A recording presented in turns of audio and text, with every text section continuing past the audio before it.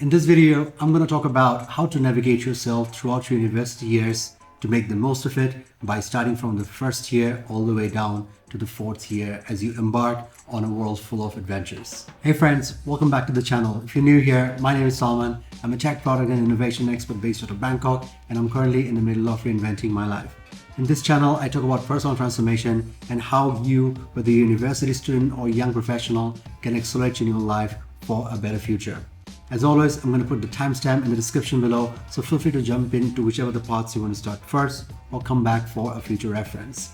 What I'm going to do differently in this video is that it has two parts. This is the first part where I'm going to talk about the first and the second year university life, and in the second part, I'm going to talk about the third and the final year of your strategies. But although I'm building or specifically for university students, but this video is applicable for even teenagers as well as for young professionals. It doesn't matter at what stage in your life you're in, it matters whether you use this framework to apply to whatever period of time, short and long term, to really get the most out of this framework. So make sure to subscribe to the channel so that you get notified when the next chapter is out, and you can always share this with anyone you like by hitting the like button and sharing on your social media. So with that, let's dive into it. Now, picture yourself. You are either entering university or you've just entered university and you entered into a world full of noises and chaos. There's just so much happening around you and you just don't know which one to choose, which one to go for, and what exactly do you need to do at that very chaos that you're in. And it's very normal because you just have been waiting to become a university student all your life as you finish your high school and you're ready to take on the world, feeling that you are at the starting of your adult life and you want to explore and experience all that there is for you. But while it's great to have or be part of a chaos, it's also important that you also have a bit of your own way of figuring out as to how you're going to navigate yourself during that chaotic years of your life. Because if you're not ready during the chaos, you'll either break or make it. It is those who has a set of purpose are the ones who ends up making it through all the way till the end. So that brings me to the first step, which is the pre-step before even starting your university life, which is finding your purpose.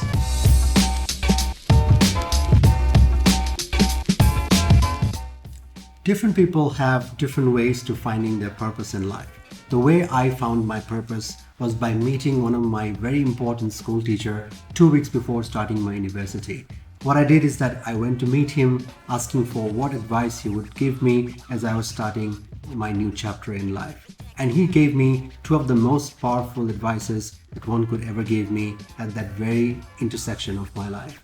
His first advice was, take these 4 years of university as the most important and critical 4 years for the rest of your life. Invest so much in these 4 years into building your foundation, into building your skills, into understanding more about yourself and the world around you so that you don't have to worry about the next 40 years. Something that was like a wow moment for me because I understood what he was trying to tell me. I understood it even more as I look back into those days, that he was telling me to really focus on building that strong core foundation for myself, build my personality that will help me be the person that I will be for the next 40 years of my life after my graduation. So if you're someone who's also not sure how to really set yourself up for the next 4 years, make sure this is a great true north as to how you should be setting yourself up. The second thing he told me was the most Zen thing that one person has ever told me at that point in time. He told me, while you do that for 4 years, make sure to never look yourself in the mirror. And I was like, well, what are you saying? I don't understand.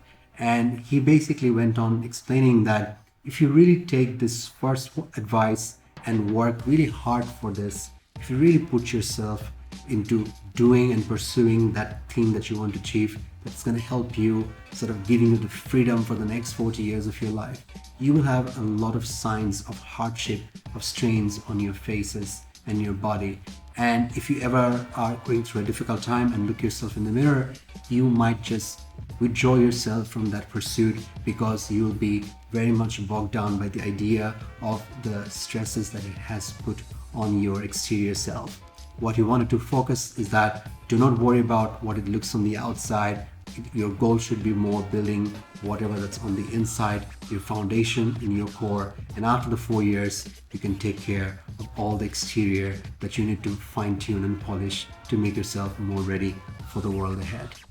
These two advice stuck with me so strongly, and I really literally understood and took this to my heart, and I applied this on every single day in my university, which made me the person that I'm today, as a foundation that I built, which still helps me operate to the person in my professional life, in my personal life. So I highly recommend you also find your own purpose at the very beginning, either by talking to someone who you know, who is an important coach or a mentor to you, or someone who is a role model who you want to look up to.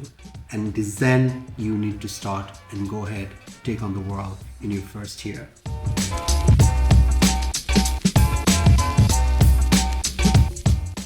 One tip I must give you while you're looking to build or find your purpose is that you have to be able to listen to all the voices in your head. Now, voices are not just the one that you have for yourself, but also the voices of the people in your life. It's your parents, it's your brothers and sisters, your family members, your friends, your acquaintances, your teachers, classmates. Everyone in your life has a voice in your head. And it is very important for you to really pay attention to all those voices, and also make sure that you select and prioritize which of those voices that you're going to be allowing to impact in your life, and which one of the ones that you will have to just listen but you may not be able to do much about. You have to be very, very careful as to how you let those voices affect your personal life as you go into developing yourself into the future, building your purpose. And as you build your purpose, always remember, building your purpose is not a lifetime goal that you set for yourself. You can keep building your purpose as you evolve, as you iterate. So don't worry about setting only one purpose for the rest of your life. Some people have one purpose for their life, which is great, but you also can have more purposes or change your purpose as you go and start new stages in your life. So make sure setting a purpose is more about setting your true north at any given point in time. And as you reach that destination, you can recalibrate yourself to build your next true north. And that is the way to finding your purpose. Now that you have built your purpose and you have also calibrated your true north, it's time to take the first step in your university life. And this first step, in my definition, is what I call building your minimum viable product. Now, you may haven't heard of this term MVP or minimum viable product, but let me help you give a simple definition. As a product managers, when we build a product, there are different stages to building a product or a solution or a service. It's not about when the product is fully mature and has achieved all the features and the developments that needed to get to the maturity stage. What is the most important part of a product development is when we're building the first prototype, we're building the first alpha or beta version of the product, when you hardly have much idea about what the future product is going to be, but it's so important to take the first steps so that you are building in the right direction. So when you're looking into your first year in the university, make sure that you're looking at building your minimum viable self. A particular person that you will become eventually is going to start from these very early investments during the first years. So what exactly do you need to do while you're being in an MVP stage? You need to make sure that you have an open mind. If you are a glass full, then you will not be able to really take anything from what the world has to say. Similar to when you're building a product, if you think you have an idea, therefore you know what exactly you need to build for someone who is going to use it, then you are wrong. You have nothing that you know what the customers or the end users will need from the product. You just have an idea that has a direction towards what might be a potential solution. Similarly, you don't know the person that you will become end of 4 years. So instead of labeling yourself at the very early stage, who you are or what you should be, what you should not be, rather be more open-minded so that you can absorb a lot, you can learn a lot, and you can really use this mindset to help you be more exposed to the world around you instead of being too rigid to opening up to new ideas.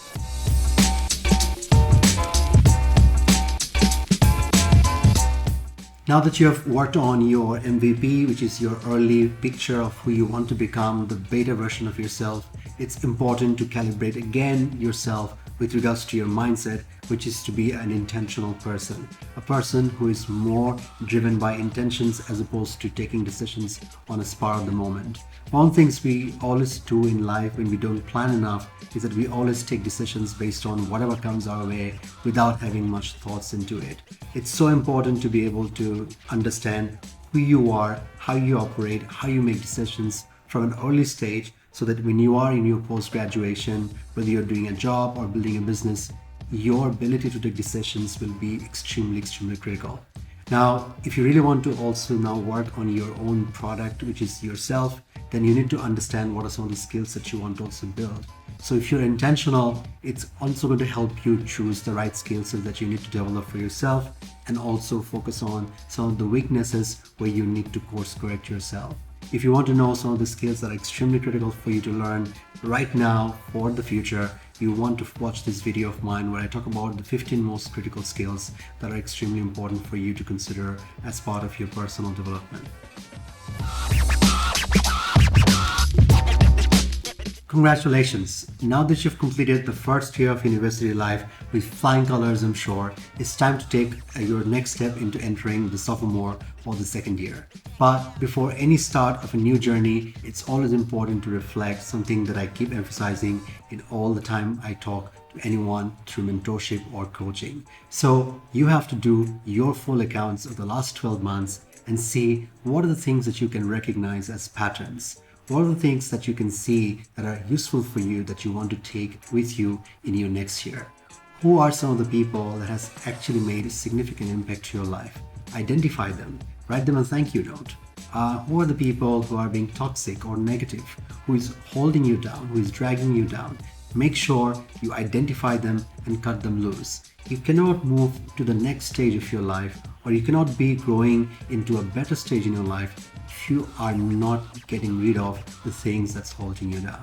I've always talked about this idea of that you're some average of the people you're surrounded by, and that statement is true at all times in your life. You have to always run this filter so that you can keep letting go of those people, of those surroundings that has often negative impacts in your overall growth in your life. So once you have done that, you're finally ready to take on your second step, which is your step to take on your sophomore and second year of university. Now this step is what I call is dating your destiny.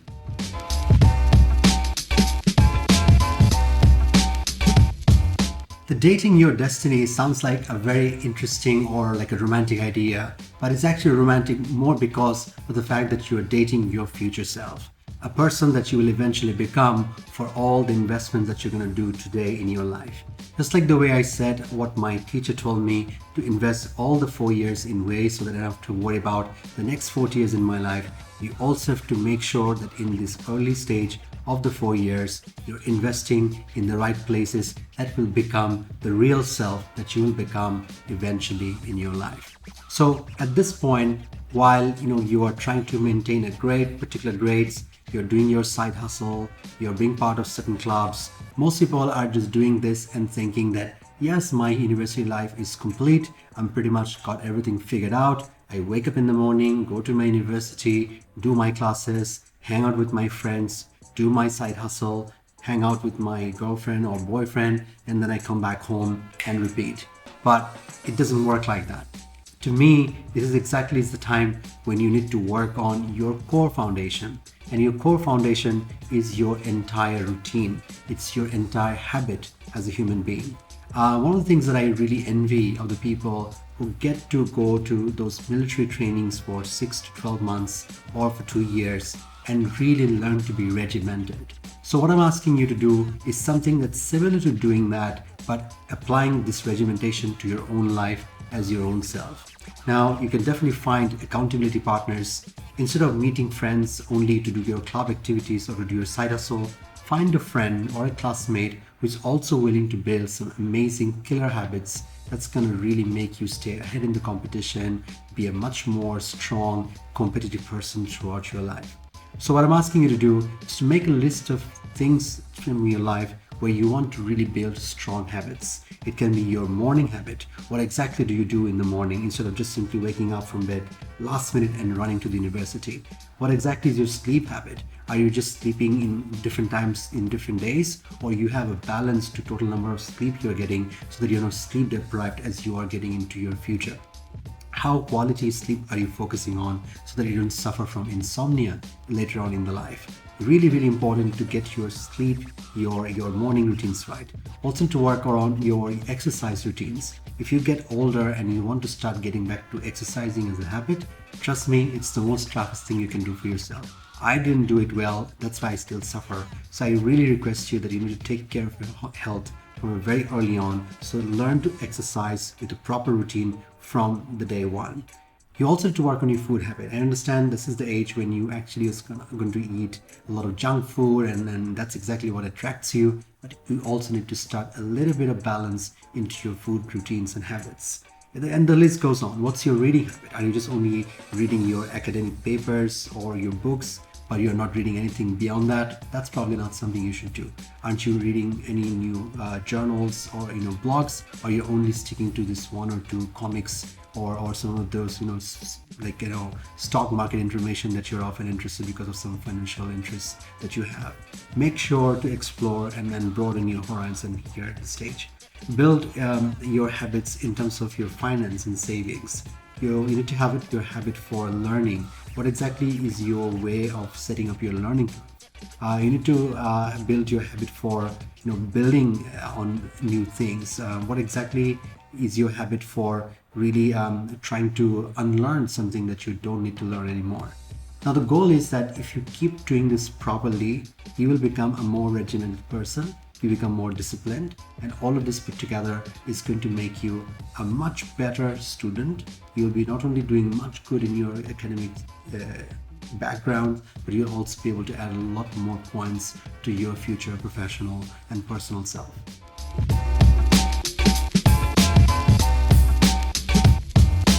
So now that you've packed all the right habits to build a right future for yourself, there's one last tip that you need to work on in this second year is to become a Swiss Army knife.